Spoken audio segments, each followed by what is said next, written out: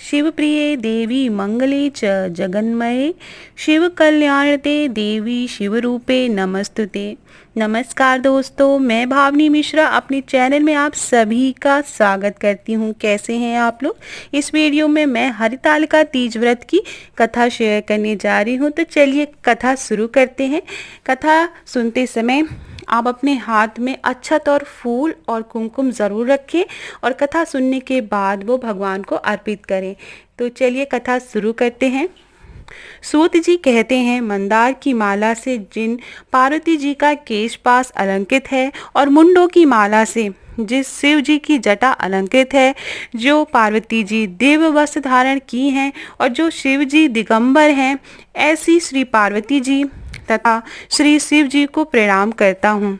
रमणी कैलाश पर्वत के शिखर पर बैठी हुई श्री पार्वती जी कहती हैं, हे महेश्वर, हमें कोई गुप्त व्रत या पूजन बताइए जो सब धर्मों से सरल हो, जिसमें परिश्रम भी कम करना पड़े लेकिन फल अधिक मिले। हे नाथ, यदि आप मुझ पर प्रसन्न हो तो यह विधान बताइए। हे प्रभु, किस तप, व्रत और दान से आदि मध्य और अंत रहित आप जैसे महाप्रभु को हम प्राप्त कर सकते हैं? शिव जी बोले, हे देवी सुनो, मैं तुमको एक व्रत जो मेरा सर्वस्व और छिपाने योग्य है, लेकिन तुम्हारे प्रेम के वशीभूत होकर मैं तुम्हें बतलाता हूँ। शिव जी ने कहा, भारतवर्ष में जैसे नक्षत्रों में चंद्रमा, ग्रहों में सूर्य, वर्णों में ब्राह्मण, देवताओं में विष्णु भगवान, नदियों में गंगा, पुराणों में महाभारत, वेदों में सामवेद और इंद्रियों में मन श्रेष्ठ है, सब पुराणों और वेदों का सर्वस्व जिस तरह से कहा गया है, मैं तुम्हें एक प्राचीन व्रत बतलाता हूँ। एकाग्र मन से सुनो। जिस व्रत के प्रभाव से तुमने मेरा आधा आसन प्राप्त किया है, वह मैं तुमको बतलाऊंगा, क्योंकि तुम मेरी प्रेयसी हो। भाद्रपद मास में हस्त नक्षत्र से युक्त शुक्ल पक्ष की तृतीया तिथि को उसका अनुष्ठान मात्र करने से स्त्रियां सब पापों से मुक्त हो जाती हैं। हे देवी, तुमने आज से बहुत दिन पहले हिमालय पर्वत पर इस व्रत को किया था। यह वृत्तांत मैं तुम्हें कहूँगा। पार्वती जी ने पूछा, हे नाथ, मैंने क्यों यह व्रत किया था? यह सब आपके मुख से सुनना चाहती हूँ। उत्तर की ओर एक बड़ा रमणीक और पर्वतों में श्रेष्ठ हिमवान नाम का पर्वत है। उसके आसपास तरह तरह की भूमियाँ हैं, तरह तरह के वृक्ष उस पर लगे हुए हैं।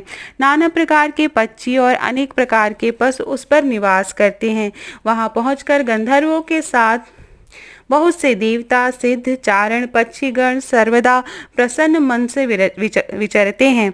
वहाँ पहुंचकर गंधर्व गाते हैं, अप्सराएं नाचती हैं। उस पर्वतराज के कितने ही शिखर ऐसे हैं जिसमें स्फटिक, रत्न और वैदुर मणि आदि की खानें भरी हैं। यह पर्वत ऊंचा तो इतना अधिक है कि मिस्र के घर की तरफ समझकर आकाश का स्पर्श किए रहता है। उसके समस्त शिखर सदैव हिम से आच्छादित रहते हैं। गंगा जल की ध्वनि सदा सुनाई देती रहती है। हे पार्वती, तुमने बाल्यकाल में उसी पर्वत पर तपस्या की थी। 12 वर्षों तक तुम उल्टी टंग कर केवल धुआं पीकर रही। 64 वर्षों तक सूखे पत्ते खाकर रही। माघ मास में तुम जल में बैठी रहती और वैशाख की दोपहरिया में पंचाग्नि तपाती थी। श्रावण महीने में जल बरसता तो तुम भूखी प्यासी रहकर मैदान में बैठी रहती थी। तुम्हारे पिता इस तरह के कष्ट सहन को देखकर बड़े दुखी हुए। वे चिंता में पड़ गए कि मैं अपनी कन्या किसको दूं। उसी समय नारद जी वहां आ पहुंचे। मुनिश्रेष्ठ नारद जी उस समय तुम्हें देखने गए थे। नारद जी को देखकर गिरि ने अर्घ, पाद्य, आसन आदि देकर उनकी पूजा की और कहा, हे स्वामिन, आप किस लिए आए हैं? मेरा अहोभाग्य है, आपका आगमन मेरे लिए अच्छा है। नारद जी ने कहा, हे पर्वतराज सुनो, मैं भगवान विष्णु का भेजा हुआ आपके पास आया हूँ। आपको चाहिए कि योग्य कन्या रत्न किसी योग्य वर को दें। भगवान विष्णु के समान योग्य वर ब्रह्मा, इंद्र और शिव इनमें से कोई नहीं है। इसलिए मैं यही कहूँगा कि आप अपनी कन्या भगवान विष्णु को ही देवें। हिमवान ने कहा, भगवान विष्णु स्वयं मेरी कन्या ले रहे हैं और आप यह संदेश लेकर आए हैं तो मैं उन्हें अपनी कन्या अवश्य दूंगा। हिमवान की इतनी बात सुनकर मुनिराज नारद आकाश में विलीन हो गए। वे पीताम्बर, शंख, चक्र और गदाधारी भगवान विष्णु के पास पहुंचे। वहां हाथ जोड़कर नारद जी ने भगवान विष्णु से कहा, हे देव सुनिए, मैंने आपका विवाह पक्का करा दिया है। उधर हिमवान ने पार्वती के पास जाकर कहा, हे पुत्री, मैंने तुम्हें भगवान विष्णु को दे दिया है। तब पिता की बात सुनकर तुम बिना उत्तर दिए ही वहां अपनी सखी के घर चली गई। वहां जमीन पर पड़कर तुम बहुत दुखी होती हुई विलाप करने लगी। तुमको इस प्रकार विलाप करती हुई देख सखी बोली, तुम क्यों इतनी दुखी हो, इसका कारण बताओ। तुम्हारी जो कुछ इच्छा होगी मैं यथाशक्ति उसको पूरा करने की चेष्टा करूंगी, इसमें कोई संशय नहीं है। पार्वती जी बोली, मेरी तो कुछ अभिलाषा है, उसे तुम प्रेम पूर्वक सुनो। मैं एकमात्र शिव जी को अपना पति बनाना चाहती हूँ, इसमें कुछ भी संशय नहीं है। मेरे इस विचार को पिताजी ने ठुकरा दिया है, इससे मैं अपने शरीर का त्याग कर दूंगी। पार्वती की इस बात को सुनकर सखियों ने कहा कि शरीर का त्याग ना करो, चलो किसी ऐसे वन में चलें जहाँ पिताजी को पता न लगे। ऐसी सलाह कर तुम वैसे वन में जा पहुंची। उधर तुम्हारे पिता घर घर तुम्हें खोजने लगे, दूतों द्वारा भी खबर लेने लगे और कौन देवता या किन्नर मेरी पुत्री को हर ले गया है। उन्होंने मन ही मन कहा, मैं नारद जी के आगे प्रतिज्ञा करता हूँ कि मैं अपनी पुत्री भगवान विष्णु को दूंगा। ऐसा सोचते सोचते हिमवान मूर्छित हो गए। गिरिराज को मूर्छित देखकर सब लोग हाहाकार करते दौड़ पड़े। जब वह होश में आए तो सबने पूछा, गिरिराज आप अपनी मूर्छा का कारण बताइए। हिमवान ने कहा, आप लोग मेरे दुख का कारण सुने। न मालूम कौन मेरी कन्या को हर ले गया है। ऐसा नहीं हुआ तो मैं किसी काले सांप ने काट लिया या सिंह खा गया है। हाय हाय, मेरी बेटी कहाँ गई? किसी दुष्ट ने मेरी पुत्री को मार तो नहीं डाला? ऐसा कह वे वायु के झोंके से कांपते हुए वृक्ष के समान कांपने लगे। इसके बाद हिमवान तुम्हें वन वन खोजने लगे। वह वन भी सिंह, भालू, हिंसक जंतुओं से भयानक हो रहा था। तुम भी अपनी सखियों के साथ उस भयानक वन में चलती चलती एक ऐसी जगह जहाँ पहुंची जहाँ पर एक नदी बह रही थी। उसके रमणीय तट पर एक बड़ी सी कंदरा थी। तुमने उसी कंदरा में आश्रम बना लिया और मेरी एक बालुकामयी प्रतिमा बनाकर अपनी सखियों के साथ निराहार रहकर मेरी आराधना करने लगी। जब भाद्रपद शुक्ल पक्ष की हस्तयुक्त द्वितीया तिथि प्राप्त हुई तब तुमने मेरा विधिवत पूजन किया और रात भर जागकर गीत वाद्यादि से मुझे प्रसन्न किया। उस व्रतराज के प्रभाव से मेरा आसन डगमगा उठा, जिससे मैं तत्काल उस स्थान पर जा पहुंचा जहां तुम अपनी सखियों के साथ रहती थी। वहां पहुंचकर मैंने तुमसे कहा कि मैं तुम पर प्रसन्न हूँ, बोलो क्या चाहती हो। तुमने कहा, मेरे देवता, यदि आप मेरे ऊपर प्रसन्न हैं तो मेरे पति बने। मैंने तथास्तु कहकर कैलाश पर्वत पर वापस आने पर तुम्हें वह प्रतिमा नदी में प्रवाहित कर दी और सखियों के साथ उस महाव्रत का पारण किया। हिमवान भी तब तक उस वन में तुम्हें खोजते हुए आ पहुंचे। चारों दिशाओं में तुम्हें खोज करते करते हुए व्याकुल हो चुके थे, इसलिए तुम्हारे आश्रम के समीप पहुंचते ही गिर पड़े। थोड़ी देर बाद उन्होंने नदी के तट पर दो कन्याओं को सेवते हुए देखा। देखते ही उन्होंने तुम्हें छाती से लगा लिया और विलख कर रोने लगे। फिर पूछा, पुत्री, तुम सिंह, व्याघ और जंतुओं से भरे इस वन में क्यों आ पहुंची? पार्वती ने उत्तर दिया, हे पिताजी, मैंने पहले ही अपने आप को शिव जी के हाथों सौंप दिया था। आपने मेरी बात टाल दी, इससे मैं यहाँ चली आई। हिमवान ने सांत्वना दी कि हे पुत्री, मैं तुम्हारी इच्छा के विरुद्ध कुछ न करूँगा। वे तुम्हें अपने साथ लेकर घर आए और मेरे साथ तुम्हारा विवाह कर दिया। इसी से तुमने मेरा अर्धासन पाया। तब से आज तक किसी के सामने मुझे यह व्रत प्रकट करने का अवसर प्राप्त नहीं हुआ। हे देवी, मैं यह बताता हूँ कि इस व्रत का हरतालिका नाम क्यों पड़ा। तुमको सखियां हर ले गई थी, इसी के से कारण हरिताल का नाम पड़ा। पार्वती जी ने कहा, हे प्रभु, आपने नाम तो बताया, अब इसकी विधि भी बताइए। इसका क्या पुण्य है, क्या फल है, क्या व्रत कौन करे?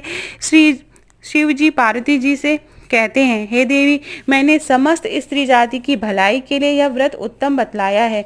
जो स्त्री अपने सौभाग्य की रक्षा करना चाहती हो वह यत्नपूर्वक यह व्रत जरूर करे। केले के खंभे आदि से सुशोभित एक सुंदर मंडप बनावे। उसमें रंग बिरंगे रेशमी कपड़ों से चंदोवा लगाकर सजाए। चंदन आदि सुगंधित द्रव्यों से वह मंडप लिपवाए। फिर शंख, भेरी, मृदंग आदि बजाते हुए बहुत से लोग एकत्रित होकर तरह तरह के मंगलाचार करते हुए उस मंडप में पार्वती तथा शिव जी की प्रतिमा स्थापित करें। उस रोज दिन भर उपवास कर बहुत से सुगंधित फूल, सुगंध और मनोरम धूप, नाना प्रकार के नैवेद्य आदि एकत्र कर मेरी पूजा करें और रात भर जागरण करें। ऊपर जो जो वस्तुएं गिनाई हैं उनके अतिरिक्त नारियल, सुपारी, जंबीरी, नींबू, लौंग, अनार, नारंगी आदि जो जो फल प्राप्त हो सके उन्हें इकट्ठा कर ले। उस ऋतु में जो फल और फूल मिल सके विशेष रूप से रखे। इसके बाद धूप दीप आदि से पूजन कर प्रार्थना करें। हे शिवे, शिवरूपिणी, हे मंगले, सब अर्थों को देने वाली हे देवी, हे शिवरूपे, आपको नमस्कार है। हे शिवरूपे, आपको सदा के लिए नमस्कार है। हे ब्राह्मण रूपिणी, आपको नमस्कार है। हे जगतधात्री, आपको नमस्कार है। हे शिवानी, संसार के भय से भयभीत मुझ दीन की रक्षा करें। इस कामना की पूर्ति के लिए मैंने आपकी पूजा की है। हे पार्वती, मुझे राज्य और सौभाग्य दें, मुझ पर प्रसन्न होए। इन्हीं मंत्रों से पार्वती तथा शिव जी की पूजा करें। तदंतर विधि पूर्वक कथा सुने और ब्राह्मण को वस्त्र, गौ, सुवर्ण आदि देवें। इस तरह एकत्रित होकर स्त्री पुरुष दोनों एक साथ पूजन करें। फिर व्रत आदि से जो कुछ हो उसका संकल्प करें। हे देवी, जो स्त्री इस प्रकार पूजन करती है वह सब पापों से छूट जाती है और उसे 7 जन्म तक सुख सौभाग्य प्राप्त होता है। जो स्त्री तिथि का व्रत न कर अन्न भक्षण करती है वह 7 जन्म तक बाध्या रहती है और उसको बार बार विधवा होना पड़ता है। वह सदा दरिद्र, पुत्र शोक से शोकाकुल, स्वभाव की झगड़ालू, सदा दुख भोगने वाली होती है और उपवास न करने वाली स्त्री अंत में घोर नरक में जाती है। मांसाहार करने से बाघिन, दही खाने से बिल्ली, मिठाई खाने से चींटी और कुछ भी खाने से मक्खी हो जाती है। तीज को अन्न खाने से सूकरी, फल खाने से बंदरिया, पानी पीने से जोग, दूध पीने से सापिन, उस रोज सोने से अजगरी और पति को धोखा देने से मुर्गी होती है। इसलिए सभी स्त्रियां व्रत अवश्य करें। दूसरे दिन सुवर्ण, चांदी, तांबा अथवा बांस के पात्र में अन्न भरकर ब्राह्मण को दान दे और पारण करें।